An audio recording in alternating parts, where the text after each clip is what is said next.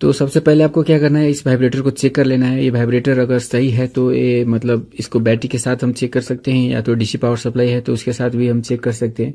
तो DC power supply के साथ चेक करने पर अगर ये वाइब्रेट हो रहा है तो ये बिल्कुल सही है, लेकिन अगर ये वाइब्रेट नहीं हो रहा है तो ये फॉल्टी है। तो दोस्तों डिफरेंट मोबाइल में डिफरेंट टाइप की वाइब्रेटर हो सकती है। तो अब यहाँ पे मैंने कुछ वाइब्रेटर रखा हुआ है इस तरह से, जो कुछ बैटरी की शेप में दिखती है। आप देख सकते हैं इसको एक बैटरी की शेप में होती है वाइब्रेटर। समटाइम्स आपको वाइब्रेटर कुछ इस तरह का भी देखने को मिल जाएगा, इस तरह का वाइब्रेटर्स भी होता है डिफरेंट मोबाइल्स में। तो ये सभी वाइब्रेटर्स है।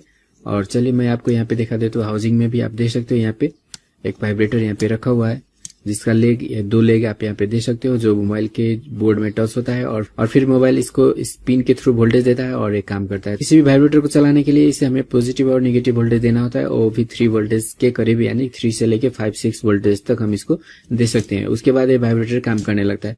तो दोस्तों वाइब्रेटर को वर्क करने के लिए जो मोबाइल का बोर्ड होता है उसको वोल्टेज दे रहा होता है।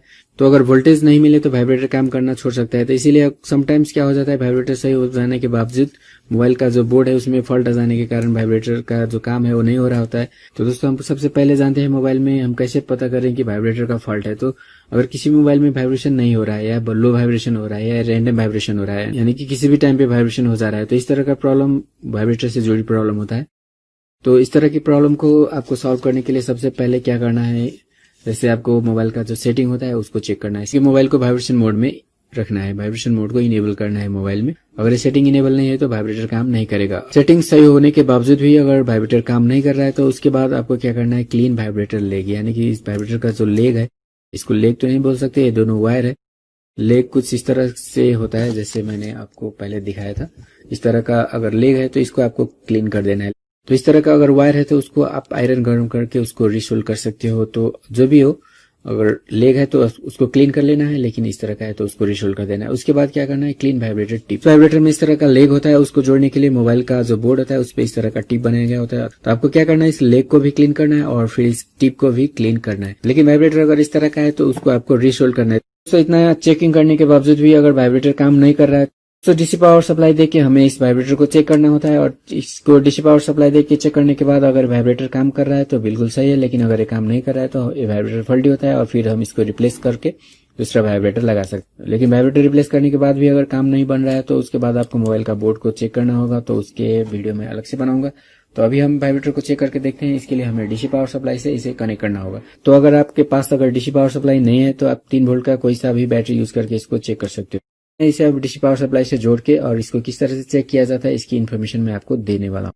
चलिए डीसी पावर सप्लाई को ऑन कर देते हैं। उसके बाद इसका जो वोल्टेज है उसको हम 3 के करीब में सेट कर देते हैं और डीसी पावर सप्लाई का जो वायर है उसे हम वाइब्रेटर की लेग में कनेक्ट करते हैं। चलिए मैं इस तरह से कनेक्ट कर देता हूँ और कनेक्ट करने के बाद आपको दिखाता हूँ ये काम कर रहा है या नहीं कर रहा है। तो इससे जोड़ने के बाद आप देख सकते हो जो वाइब्रेटर है वो बिल्कुल हिल रहा है, वाइब्रेट हो रहा है। आप साउंड भी सुन सकते हो, देख सकते हो वाइब्रेटर जो है इसको ऑन करने के साथ ही ये काम कर रहा है और फिर इसको ऑफ करने के साथ ही ये बंद हो जा रहा है। तो इस तरह से वाइब्रेटर ठीक है, इसका आइडेंटिफिकेशन हम कर सकते हैं। और चलिए इसको हम एक बार रिवर्स में चेक करके देखते हैं। तो इसको रिवर्स में मैं कनेक्ट करके देखता हूँ, यानी कि जो इसका रेड वायर है उसको मैं ब्लैक के साथ जोड़ देता हूँ और जो ब्लैक है उसको रेड के साथ जोड़ता हूँ। तो मैंने वाइब्रेटर को रिवर्स में जोड़ दिया है। अब चलिए मैं इसको ऑन करके दिखाता हूँ आपको। तो रिवर्स में जोड़ने के बाद भी वाइब्रेटर काम कर रहा है। तो वाइब्रेटर को आप किसी वायर में कौन सा भी वोल्टेज देख के इसको चेक कर सकते हो। इसको सिर्फ आपको वोल्टेज सेट करना है 3 से ऊपर। वोल्टेज को इंक्रीज करके देखते हैं वाइब्रेटर कितने वोल्ट में काम करना स्टार्ट कर रहा है। लगभग 1 वोल्ट के करीब में रखने के बाद वाइब्रेटर हल्का सा वाइब्रेशन दे रहा है, यहाँ पे बहुत हल्की सी वाइब्रेशन नहीं दे रहा है। तो वोल्टेज को हम जितना इंक्रीज कर रहे हैं उतना ही वाइब्रेटर का जो वाइब्रेशन है वो तेज हो रहा है। तो आप सुन सकते हो इसको। अब मैं इसको 3 वोल्ट के करीब में सेट करके देखता हूँ। देख सकते हो वाइब्रेशन बढ़ता जा रहा है और जितना ज्यादा वोल्टेज मैं इसको दे रहा हूँ उतना ही वाइब्रेशन जोर हो रहा है। समटाइम्स अगर वाइब्रेशन का जो वाइब्रेशन है वो लो हो जाता है तो लो होने का जो मेन रीजन होता है वो वोल्टेज का कम होना है, यानी कि इससे जुड़ी कोई कंपोनेंट फल्टी हो गई हो जिसके कारण वाइब्रेटर को लो वोल्टेज अगर मिल रहा है तो इसका जो वाइब्रेशन है वो मधुर हो जाएगा, यानी कि उसका जो वाइब्रेशन है वो कम हो जाएगा। किसी भी वाइब्रेटर का अगर वाइब्रेशन कम हो गई हो, ज्यादा वाइब्रेट नहीं कर रही हो, तो आपको समझना है कि इसको ज़्यादा वोल्टेज नहीं मिल रहा है, या तो ये वाइब्रेटर इटसेल्फ फॉल्टी हो चुका है। लेकिन अगर वाइब्रेटर को आप इस तरह से वोल्टेज से चेक करने के बाद ये फॉल्टी है नहीं है, आप फाइंड कर सकते हो।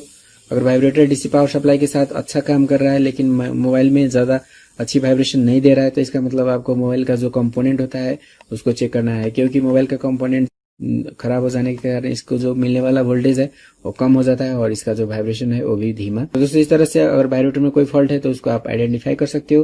अगर वाइब्रेटर में फॉल्ट नहीं है तो बोर्ड में फॉल्ट होता है तो उसको भी आपको रिपेयर कर सकते हो। इसके लिए आपको बोर्ड में जो कंपोनेंटें लगी होती है उसको चेक करना जरूरी होता है। तो अगर फॉल्टी है तो हमें नए वाइब्रेटर को डाल देना है। इसको रिप्लेस करने के लिए आप यहाँ पे देख सकते हो, यहाँ पे सोल्डरिंग किया गया है, तो सोल्डरिंग आयरन को यूज करके इसको हम बहुत ही आसानी से रिप्लेस कर सकते हैं। लेकिन अगर बोर्ड में प्रॉब्लम है, यानी कि हम इस वाइब्रेटर को रिप्लेस करते हैं फिर भी अगर हमारा प्रॉब्लम सॉल्व नहीं हो रहा है तो उसको हम किस तरह से रिपेयर कर सकते हैं। तो इसकी प्रोसेस के लिए आपको क्या करना है, पहले मतलब ये जो वाइब्रेटर है उसका जो पिन है उसको आइडेंटिफाई करना है। मतलब 2 पिन में से, चलिए मैं आपको चेक करके दिखाता हूँ। तो इसके लिए मैंने मल्टीमीटर को बीप मोड में सेट करके रखा हुआ है। इस तरह से आप देख सकते हो, मल्टीमीटर को मैंने बीप मोड में सेट किया हुआ है। तो इसको चेक करने के लिए मल्टीमीटर को एक प्रोब को मैं इस तरह से ग्राउंड पे रख लेता हूँ और उसके बाद इसका जो 2 टर्मिनल है उसको मैं चेक करता हूँ। तो जो रेड टर्मिनल है वहाँ पे चेक करने पर 37 वैल्यू आ रहा है, आप देख रहे हो इस तरह से। जो ब्लैक टर्मिनल है वहाँ पे चेक करने पर 1 का रीडिंग आ रहा है, आप देख रहे हो इस तरह से। तो इसका मतलब क्या हुआ कि ये जो टर्मिनल है वो माइनस के साथ कनेक्टेड है और ये जो टर्मिनल है वो प्लस है। मतलब जब हमारे मोबाइल में वाइब्रेशन इनेबल करना होता है तो पावर आईसी इस प्लस टर्मिनल में वोल्टेज को सेंड करता है और उसके बाद ये वाइब्रेटर अपना काम करना शुरू कर देता है। तो जो 37 का रीडिंग दे रहा था तो मतलब इसके अंदर भी एक कॉइल लगा होता है, ये मोटर होता है बेसिकली, इसके अंदर एक कॉइल लगा होता है, तो उस कॉइल का रीडिंग दे रहा था मल्टीमीटर।